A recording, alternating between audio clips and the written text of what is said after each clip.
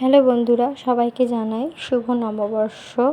পয়লা বৈশাখে সবাই আশা করি খুব এনজয় করছো, সবাই ঘুরতে যাচ্ছ। তো আমার থেকে যারা বড় রয়েছে, যারা গুরুজন, তাদেরকে জানাই প্রণাম। আর আমার বয়সী যারা আছে বা আমার থেকে যারা ছোট আছে তাদেরকে জানাই আমার তরফ থেকে অনেক অনেক ভালোবাসা।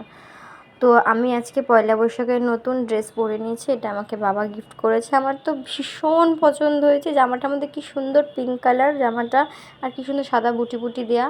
আর একদম জাস্ট আমি হালকা একটু মেকআপ করেছি, কোথাও যাইনি, জাস্ট বাড়িতেই ছিলাম, তাই একটু হালকা লিপস্টিক আর একটু আইলাইনার দিয়েছি।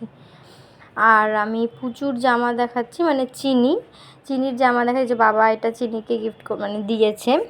এই জামাটা পরেও চিনির সাথে আমার অনেকগুলো ভিডিও আছে, ফটো আছে, আমি তোমাদের সাথে সেটা পরের মিনি ব্লগে শেয়ার করে দেব। তো আমি বারবার পিছনে কেন তাকাচ্ছিলাম তোমাদের মনে হবে, তো তার কারণটা হচ্ছে যে আমি পিছনে খাবার রেখেছিলাম।